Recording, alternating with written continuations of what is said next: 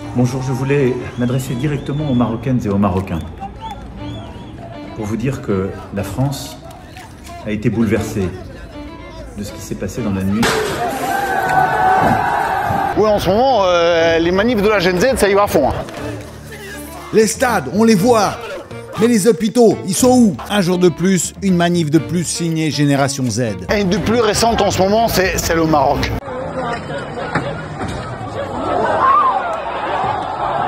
Ouais, bah chez eux, ça dégénère de partout.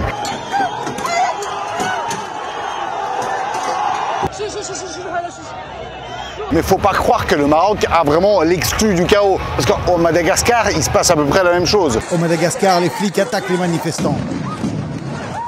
Au Maroc, une camionnette de police a écrasé des manifestants. Ça brûle des bâtiments, ça brûle des voitures. Et c'est la même série qui tourne en boucle. Des jeunes furax, des slogans qui crient et des pavés qui volent. Mais alors, qu'est-ce qui se cache derrière ce fameux Gen Z révolte? À votre avis, ça peut arriver en France ou pas? En tout cas, au Maroc, ça se passe super bien la manif, c'est que de l'amour. Hein.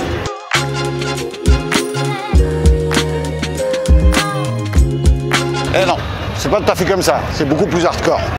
Leur colère, même les interpellations musclées ne parviennent pas à l'éteindre. Voilà 5 jours que la jeunesse marocaine crie son désespoir. Au milieu d'une foule dispersée, un véhicule de police fonce droit sur des jeunes manifestants et blesse grièvement l'un d'eux. Ah, il y a une montée rapide en violence. Alors qu'à la base, le Maroc, on le présente comme le voisin tranquille du quartier. Eh ben, depuis 6 jours, des milliers de jeunes sont descendus dans la rue. C'est ambiance cocktail Molotov contre les boucliers anti-émeutes. Et déjà, on est à plus de 1000 arrestations au compteur. Ah, ça arrête tout ce qui bouge. Même tout ce qui bouge pas. Ça dégénère et ça se passe partout.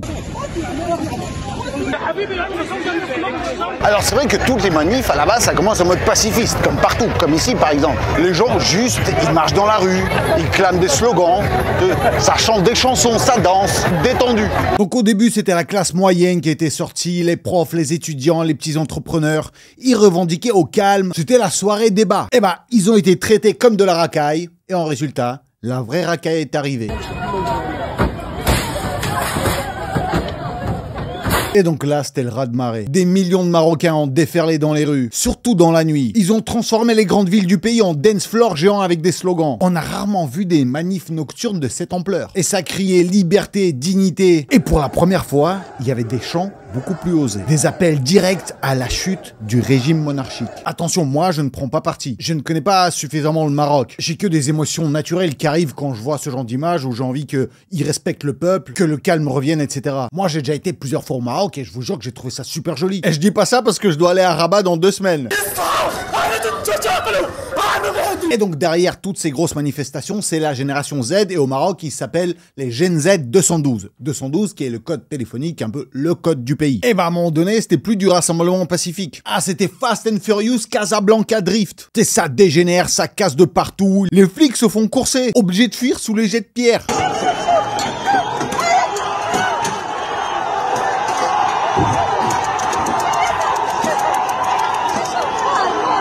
Et franchement, quand tu vois certains policiers galérer à courir, t'as envie de leur dire « Eh les gars, au poste, faut arrêter le mhajab au goûter. » Bien sûr, ici, je peux pas vous montrer toutes les images les plus violentes. Elles seront sur mon Telegram, sans censure, etc. Donc, abonnez-vous. Donc, il y a des voitures de police renversées, brûlées. Ah, c'est du tuning sauvage. Et puis, à Marrakech, ils ont inventé un nouveau sport olympique. En fait, c'est la manifestation en moto. Forcément, dans une ville où le ratio moto par habitant bat tous les records, fallait que ça arrive. Les cortèges, c'est pas à pied, c'est en 2 roues. Le problème, c'est que les flics, ils sont en moto aussi. Ah, sauf que eux, c'est Mad Max. Ils foncent dans la foule comme si c'était un circuit.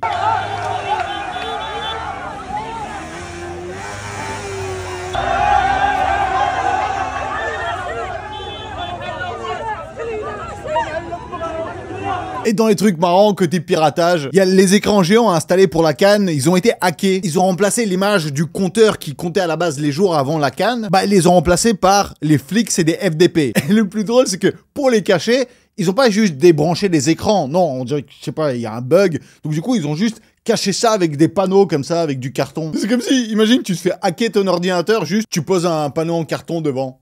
C'est bon. Niveau technologie, 0. Niveau malaise, infini. Même les panneaux lumineux des pharmacies, ils ont été piratés avec le même message. Ah, au Maroc, taguer des murs, ça suffit pas. Ça pirate les écrans. Bon, on rigole, mais c'est vrai que il y a des trucs horribles qui se sont passés parce que face à un tel abus, la police marocaine, franchement... Elle est passée à un niveau supérieur de la violence. Leur but, c'est d'intimider pour que les gens prennent peur et rentrent chez eux. Pour pas qu'ils cassent des magasins, qu'ils agressent d'autres gens. Mais c'est une méthode hardcore. Et d'affrontements avec les forces de l'ordre. Hier soir, 300 personnes ont été blessées dans le pays. Donc ça écrase des gens avec des voitures, ça frappe tout le monde. Et les arrestations, c'est un buffet à volonté. Ah, c'est les vieux, des pères qui marchent avec leurs fils.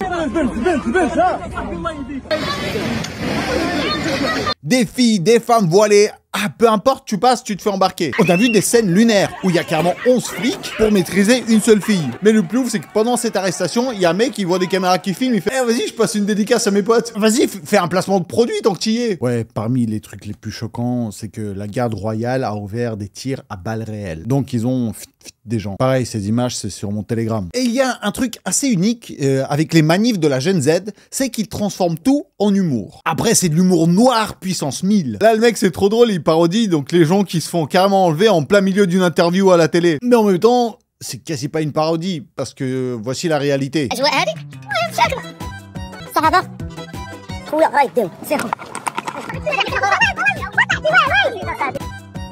Et après, ils sont tellement détendus que les gars de la Gen Z, quand ils se font arrêter, ils font un selfie. Menotté, mais toujours cute. Après, ça se trouve, ils vont devenir potes. Après, ça va faire des familles et tout. Hein. Il y a des rappeurs qui ont déjà enregistré des clips pour les manifs. Et les influenceuses make-up, elles dégainent déjà les tutos engagés. Tu vois, dans le délire, aujourd'hui, Smokey Eye spécial gaz lacrymogène. Et un des détails que je trouve génial, c'est qu'un des symboles de toutes ces manifs, c'est le drapeau de One Piece. Ouais, le famille Jolly Roger, donc c'est la tête de mort de Luffy, bah elle flotte partout. Et pour eux, justement, ça incarne genre la jeunesse, la liberté et la justice. On est en train de vivre une révolte politique sous la bannière d'un manga. Excuse-moi, je peux prendre une photo avec toi? Ouais, bien sûr, avec plaisir. Eh gros, ça me régale. Alors, pourquoi ils en sont tous arrivés là? Forcément, la jeunesse n'est pas contente. Les jeunes réclament des écoles et des hôpitaux. Ce n'est pas impossible, c'est indispensable. Comment les autorités ne le comprennent-elles pas? En fait, le Maroc, c'est un pays à deux vitesses. D'un côté, modernisation à fond pour séduire les investisseurs. En 10 ans, le royaume, il s'est offert les plus grands ports du monde à Tanger, le premier TGV d'Afrique. Et en tourisme, c'est le feu avec 17,5 millions de touristes par an. Et de l'autre côté, les inégalités explosent. Parce que déjà, il y a un taux de chômage de plus de 13%. Un jeune sur 3 est sans boulot. Et niveau de développement humain, éducation, santé, espérance de vie, il reste encore loin derrière la Tunisie et l'Algérie. Et côté liberté, genre d'expression ou autre, c'est pas brillant non plus. Ils sont 120e sur 180 pour la liberté de la presse, selon le RSF. Et puis forcément, il y a de la corruption et des inégalités parce que c'est toujours les mêmes types de gens, les mêmes familles qui sont privilégiées et qui ont tout le business. En fait, l'économie du Maroc, c'est comme un gros gâteau d'anniversaire, sauf qu'il est déjà coupé d'avance et c'est toujours l'anniversaire de la même famille. 2 ou 3 maximum. Et donc les jeunes, à force, bah, ça commence à monter, tu vois, genre, ils commencent à en avoir gros. En fait, les jeunes veulent juste un avenir. Comme dit le petit, là.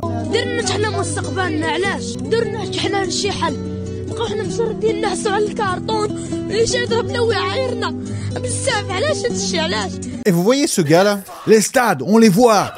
Mais les hôpitaux, ils sont où? Et ce gars-là, justement, c'est un peu devenu le même vivant et le slogan de toutes les manifs au Maroc. Les stades, on les voit, mais les hôpitaux, ils sont où? Et ouais, donc c'est un peu la punchline que la Gen Z marocaine a balancée ce week-end. Salut. Ça va? Tu vas bien? Ça va, ça va. Merci pour tes vidéos. Merci beaucoup. En fait, faut dire aussi qu'en ce moment, le Maroc, il vit pour le ballon rond. En fait, ils sont co-organisateurs du championnat du monde de foot en 2030 avec l'Espagne et le Portugal. Et puis, ils reçoivent la CAN cette année, donc la Coupe d'Afrique des Nations. Et donc, du coup, le gouvernement balance des milliards dans le béton. Ils font 3 nouveaux stades flambant neufs, une demi-douzaine d'autres sont rénovés. Et le pays devient un parc immobilier pour footballeurs. Alors, le gouvernement jure qu'il met aussi du cash dans les hôpitaux. Mais ça se voit pas apparemment. On veut pas de football. Si ça avait été bon pour nous, ça ferait longtemps que ça aurait profité à la jeunesse. Nous, on veut la santé. Nos parents souffrent. Alors attention, toutes les infos que je vous balance là, c'est des infos que j'ai trouvées, que j'ai lues sur des tweets, sur des articles. C'est vrai que moi-même, c'est difficile d'avoir des connaissances exactes. Donc, s'il y a des Marocains qui me regardent, s'il vous plaît, écrivez votre avis dans les commentaires. Dites-nous ce qu'il en est vraiment. Sauf que l'OMS balance les chiffres et en fait, il y a moins de 8 médecins pour 1000 habitants, quand la norme mondiale est de 25. En gros, t'as plus de chances de croiser un arbitre de foot qu'un gynéco. Et le drame qui a mis vraiment le feu aux poudres, c'est la mort successive en à peine quelques jours de 8 femmes qui étaient enceintes, qui ont eu une césarienne, et puis elles sont d'une raison inconnue, dans l'hôpital public d'Agadir. Et donc cette affaire, en fait, ça a traumatisé le pays et ça a donné encore plus de carburant à la colère. Et donc cette mobilisation est née de l'appel lancé sur les réseaux sociaux quelques jours plus tôt par le collectif Gen Z 212. Sans visage phare car ses leaders restent anonymes. La Gen Z 212 est née en ligne, en fait, sur la plateforme Discord. Référence à cette génération âgée de 20 à 30 ans. Ils clament son amour pour la patrie et s'inscrivent dans le mouvement contestataire plus global du Moroccan Youth Voice, la voix de la jeunesse marocaine. Et ce que demande cette jeunesse, c'est des réformes de la santé publique et de l'éducation. On demande une amélioration des conditions de santé dans les services publics et une amélioration des conditions de l'enseignement dans le service public. Donc quand ces manifestations ont commencé, l'ensemble des gens, donc surtout au début, étaient avec ces Gen Z 212. Ils étaient tous pour les manifestations pacifiques. Donc les manifs ont cessé d'être juste une histoire de jeunes pour devenir une histoire nationale. Parce que bien sûr, ils revendiquent des choses complètement logiques pour le peuple. Donc même des forces d'armée marocaines ont commencé à exprimer leur solidarité. Il y a des militaires qui postent des photos en enlevant leur képi et ils marquent « On ne veut plus servir ce gouvernement, on soutient le peuple ». À Tanger, il y a des forces de l'ordre qui ont carrément rejoint les manifestations képi à la main pour marcher à leur côté réclamant dignité et liberté. Donc c'est quand même grave quand ceux qui sont censés maintenir l'ordre commencent à défiler avec toi devant la manif. Mais le problème, bien sûr, c'est les excès, donc c'est les casseurs et forcément, vu que la police a essayé de les calmer de manière forte, ça a réveillé encore plus de haine, donc les vrais casseurs, les vrais racailles sont arrivés, donc tout s'est mélangé. Ils ont fait beaucoup de mal au pays, ils ont cassé des commerces, des maisons, ils ont volé des gens, ils ont frappé des innocents.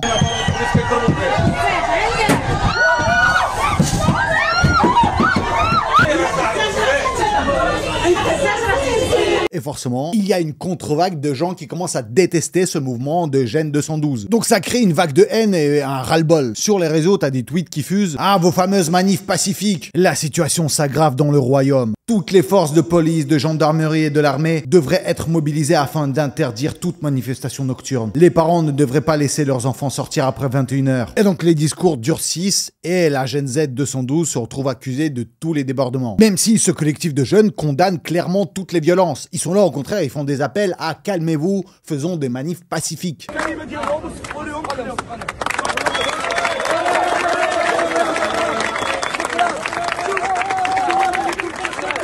Dans plusieurs villes, la population est carrément sortie acclamer les forces de l'ordre. À Inzegan, les habitants ont défilé pour remercier les policiers d'avoir protégé les commerces et les maisons face aux bandes de casseurs. Donc le contraste est juste flagrant. D'un côté, t'as les flics qui vont avec les manifestants et d'autre côté, t'as des habitants qui soutiennent les flics qui frappent les manifestants. Et bien sûr, tous ceux qui sont contre ces manifestations de la Gen Z sont souvent des gens qui ont des familles, qui ont des commerces. Et on peut les comprendre. Ça me rappelle en fait cette citation de Aristide Briand qui a été repris un peu de partout. C'est que celui qui ne veut pas de révolution à 20 ans n'a pas de cœur. Mais celui qui veut vivre dans la révolution constante à 40 ans n'a pas de cerveau. Et donc aujourd'hui, les révolutions du Maroc sont coincées entre ces deux mentalités. Et donc en fait, c'est la première fois où des appels circulent pour aller directement jusqu'au palais royal et les résidences de Mohamed VI pour une destitution, pour un changement de régime. Donc ils veulent plus de monarchie. On parle d'un moment historique quand même.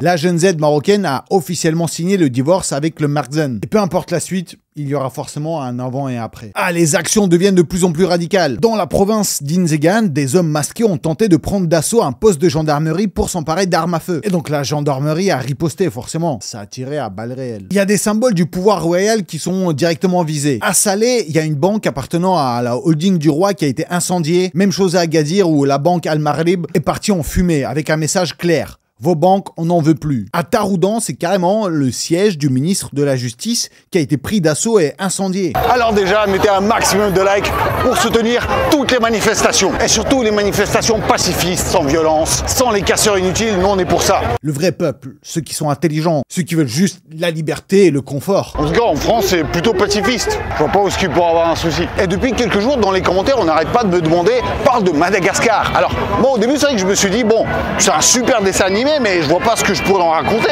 Et après, j'ai commencé à me renseigner un peu et j'ai découvert donc toutes ces manifestations de la génération Z. J'étais pas du tout au courant, on n'en parle pas du tout dans les médias ici. Alors surtout dans les commentaires, balancez-moi tous vos avis, toutes les infos que vous avez, si vous êtes en plus sur place, parce que c'est vrai que moi je fais mes recherches, que ce soit dans les articles ou sur Twitter, donc il y a forcément plein de fausses infos que j'essaye de vérifier, mais c'est quand même compliqué. Donc on a besoin de débattre de tout ça pour trouver les vraies bonnes infos à faire circuler, donc faites-le dans les commentaires. Ouais, c'est de prendre une photo. Ouais, bien sûr. Merci. Merci beaucoup. Vas-y, photo. Donc là, on enchaîne sur Madagascar. Alors dites-moi, est-ce que vous êtes prêts? Alors, c'est parti!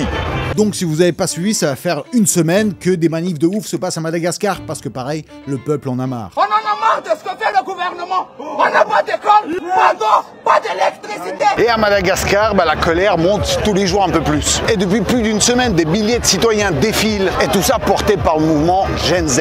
N'oubliez pas, pour tous les contenus non censurés, on se retrouve sur mon Telegram qui est juste ici. Donc à Madagascar aussi, il y a des milliers de citoyens qui défilent, portés par le mouvement de la Gen Z contre la corruption, contre la pauvreté, et surtout contre le président Andry Rajoelina. Les premières marches étaient pacifiques, mais très vite, la répression a frappé.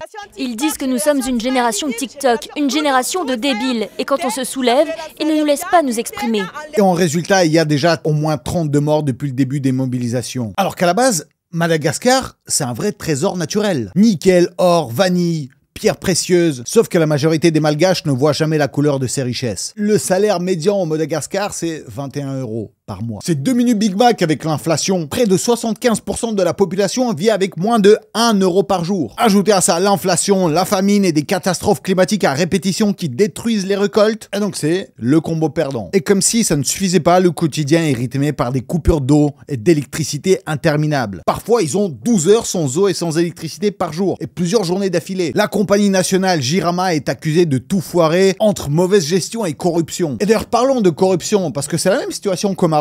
Vous allez voir que les schémas de toutes ces manifestations, c'est sensiblement les mêmes. En fait, pendant que le peuple survit au jour le jour, les élites, ils paradent. Les enfants des dirigeants postent leur vie de luxe sur les réseaux sociaux, comme si tout allait bien. Ici, par exemple, à gauche, c'est un étudiant malgache qui n'a pas de bourse d'études, pas d'eau et pas d'électricité. Et à droite, c'est le fils du président, diplômé d'une école privée en Suisse, au calme. Et ici aussi, on a un pays qui a une économie à 2 vitesses. En fait, quand les citoyens veulent protester, la réponse est toujours la même. Interdiction, matraquage et répression. Et au cœur de cette contestation, il y a un homme. C'est le président Andry Rajoelina. Et c'est vrai que son CV politique est assez exceptionnel. À la base, il prend le pouvoir en 2009 grâce à un coup d'État après un soulèvement populaire. Donc c'est un révolutionnaire pour le peuple. Et donc là, en 2023, il s'est fait réélire. Mais c'était un scrutin boycotté par l'opposition. Et 15 ans plus tard, beaucoup contestent qu'il est surtout un président de promesses non tenues. 16 ans au pouvoir, on lui a donné maintes chances. Il ne pense qu'à son intérêt et à l'intérêt de sa propre famille.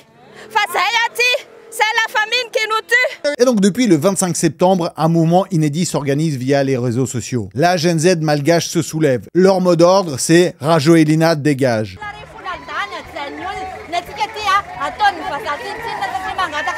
Donc bien sûr, il y a aussi des répressions brutales, des tirs à balles réelles, et pendant que des manifestants brandissent des drapeaux de pirates, d'autres en profitent pour piller la capitale. Donc faut pas oublier que dans un des pays les plus pauvres du monde, quand certains sortent dans la rue juste avec une idée de manifester pacifiquement, et de l'autre côté, t'as une partie des plus démunis qui profitent donc de ce bazar, de ce chaos, qui se disent bon, quitte à être dans la dumps, alors on va se servir, de toute façon qu'est-ce qu'on perd? Donc ça casse des commerces et des magasins, des entreprises, ça pique des panneaux solaires, tout ce qui n'est pas attaché ou attaché. Et donc on passe à l'étape qui flingue tout, c'est le pillage. Au début, c'était les magasins de quartier qui prenaient, puis ça a commencé à ne pas suffire. Donc les habitants se retrouvent obligés de défendre leur propre maison la nuit. Les gens barricadent leurs portes, allument des lampes, filment et crient pour protéger ce qu'ils ont. Parce qu'il y a des inconnus qui débarquent chez eux dans la nuit, pour les dérober. Donc faut bien séparer les citoyens en 2 groupes. Alors tu vois des vidéos où des riverains insultent et les pilleurs en les filmant.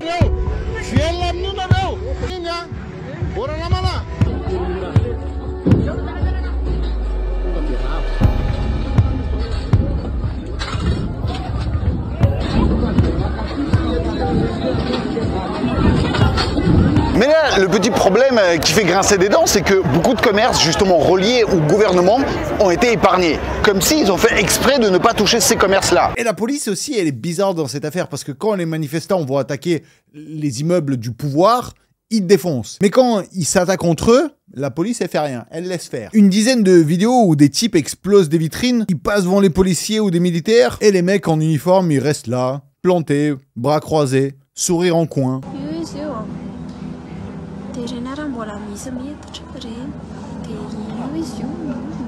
Forcément, ça rappelle des soupçons déjà entendus au Maroc. Et si les casseurs étaient instrumentalisés pour décrédibiliser les manifs? Parce que, bien sûr, ça décrédibilise les manifs. Surtout quand le lendemain, tu vois le résultat dégueulasse.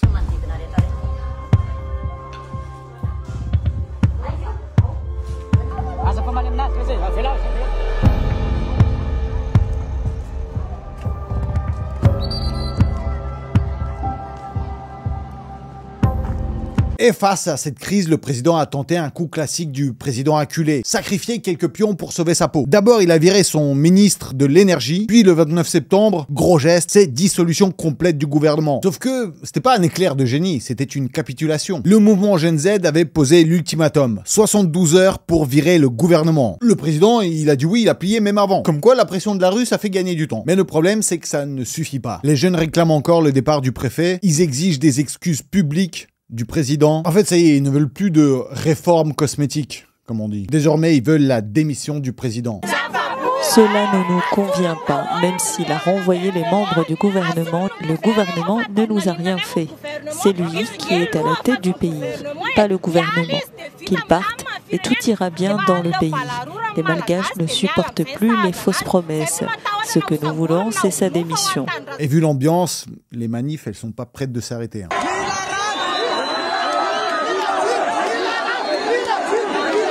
Et donc il y a aussi ces scènes irréalistes comme au Maroc où les policiers, les gens de l'armée commencent à soutenir un peu le peuple. Pas d'interpellation, pas de matraquage. Ils marchent avec les manifestants, avec un petit sourire en coin. Ce qui est fou, c'est que partout sur cette planète, la Gen Z est en train de foutre le boucan. Que ce soit au Népal, au Pérou, Philippines, Indonésie, Kenya, au Madagascar, au Maroc, même jusqu'à l'Équateur, les manifs se multiplient, c'est toujours les jeunes qui mènent la danse. La Gen Z, c'est un peu les 68ards d'aujourd'hui. Et pourquoi c'est inédit? Pas parce que cette génération, on dirait qu'elle n'a pas la patience. Parce qu'il y a des chômages records, les études chères, des salaires bas, du service public ruiné. Ils ont grandi avec la promesse d'un futur et ils ont reçu une facture à la place. Et ils ont surtout ce terrain de jeu, c'est les réseaux sociaux, comme Discord ou alors Telegram. Et aussi, ils partagent en fait la même colère, d'un continent à l'autre. C'est l'inflation, la corruption, les inégalités. Et en fait, ça donne l'impression d'une révolte mondiale synchronisée. En gros, on vit quelque part un moment unique. La première génération qui manifeste en streaming. Et faut quand même le préciser. Parce qu'ils ont tous été inspirés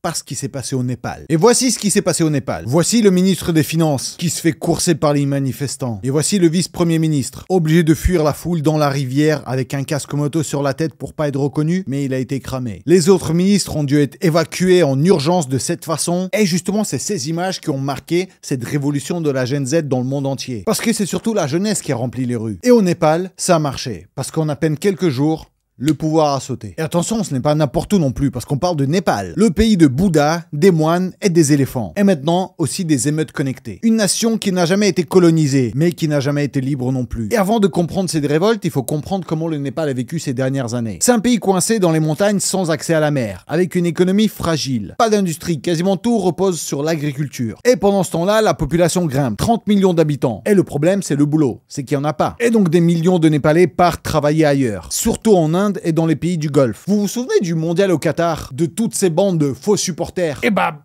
quasi tous ces faux fans dans les stades, c'était des Népalais, qui étaient payés des centimes. Aujourd'hui, 15% des citoyens du Népal vivent à l'étranger. Et chaque année, environ 700 000 nouveaux partent chercher du travail. Et surtout, ils envoient de l'argent à leur famille restée au pays. Ces transferts sont littéralement la colonne vertébrale de l'économie. Ils représentent un tiers du PIB national. Vous réalisez? Un tiers du PIB national, c'est des immigrés qui envoient l'argent au bled. C'est un des taux les plus élevés du monde. Donc imaginez à quel point il faut garder le contact avec sa famille qui est à l'étranger. Et à Madagascar, on a une situation très similaire. Une jeunesse qui a quasiment pas d'avenir, qui est obligée de partir à l'étranger pour travailler, pour ramener de l'argent au pays. Donc au final, deux pays différents, mais le même cocktail explosif. Et c'est pour ça qu'au Népal, le téléphone portable, c'est le roi. Les modèles chinois s'achètent partout, la connexion est bon marché, et même les familles les plus pauvres peuvent se payer une SIM. Il y a officiellement plus de cartes SIM au Népal que d'habitants. Et comme une grande partie des adultes partent travailler à l'étranger, ceux qui restent, ce sont surtout les jeunes. Ils peuvent pas voyager, ils ont quasi pas de loisirs, pas de bar branché. Leur seul terrain de jeu, c'est les réseaux sociaux. Aujourd'hui, plus de la moitié des Népalais sont des utilisateurs très actifs. Et c'est dans ce pays-là que les autorités ont eu l'idée du siècle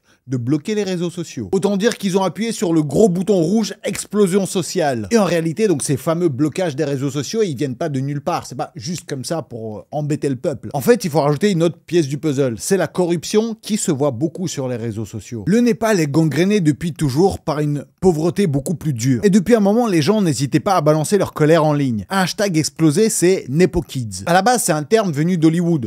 Ça sert à désigner les fils et les filles de stars qui percent grâce à papa ou maman. enfants. Et au Népal, ça a été recyclé pour parler des enfants des politiciens, comme à Madagascar ou au Maroc. En fait, les internautes sont mis à poster des photos des riches, des fils des politiciens, au volant de grosses voitures avec leurs sacs Gucci, Louis Vuitton, leur villa clinquante, et en face, des clichés du vrai Népal. Celui où on survit avec rien. Et c'était devenu une trend énorme. Montrer ce contraste avec ce luxe indécent. Et le gouvernement, ne pouvant pas bloquer ces photos, du coup, ils ont décidé de bloquer les réseaux sociaux. Et donc, ça a été la goutte de trop. En réalité, tout ça, ça n'a rien d'exceptionnel dans la région. En Asie du Sud-Est, les peuples ont une longue tradition de renverser leurs dirigeants. Et partout, on trouve la même équation. Un État fragile, une économie bancale et une population jeune prête à exploser. Par exemple, l'an dernier, au Bangladesh, il y a eu une révolution. Là aussi, la jeunesse a pris la rue et au final, c'est un prix Nobel qui a été propulsé Premier ministre par intérim. Et un an plus tard, il est toujours en place, sans élection, sans date prévue de nouvelles élections, et dans les sondages, c'est déjà l'ancien parti mené par le fils d'un ancien dictateur qui domine. Bref, il y a eu donc beaucoup de bruit, mais il n'y a rien qui a changé réellement. Et c'est ça, le pire. Par exemple, au Népal, de nouvelles élections sont prévues en 2026, et devinez quoi? C'est toujours les mêmes partis qui sont présents. C'est un peu un reboot permanent de la même série. On change les acteurs principaux, mais le scénario reste le même. Je t'en mets 30 secondes, juste avant. Et ce même scénario, on le retrouve ailleurs, comme au Maroc par exemple. Parce que ok, la Gen Z 212, elle fait tomber le gouvernement. Mais si derrière, il n'y a pas de réformes concrètes, la colère retombera et tout recommencera. À Madagascar, il y a déjà plein de révolutions. Les jeunes sont descendus par milliers. Ils ont été détruits. Mais le pays reste coincé dans le même cercle. L'histoire récente du Népal l'a déjà prouvé 4 fois. Changer un visage, une fonction, voire un régime, que ce soit monarchie ou république, ça ne sert à rien si on ne s'attaque pas aux racines. Pas de développement économique, pas de lutte réelle contre la corruption, pas d'institutions solides capables de survivre à leurs dirigeants. Tant qu'il n'y a pas tout ça, on ne verra pas la différence. Tant qu'on ne sort pas du cycle misère, corruption, révolte, il y aura toujours une prochaine saison. En tout cas, merci beaucoup Miyagadou. Mettez un maximum de likes pour me soutenir dans ce genre de contenu et pour soutenir toutes les révoltes qu'il y a en ce moment, mais toujours dans le bon esprit pacifiste. Dites ce que vous en pensez dans les commentaires. Moi en tout cas, je vous fais un maximum de Yagadaki. Et j'ai déjà de vous retrouver à la prochaine vidéo qui va arriver, mais très bientôt.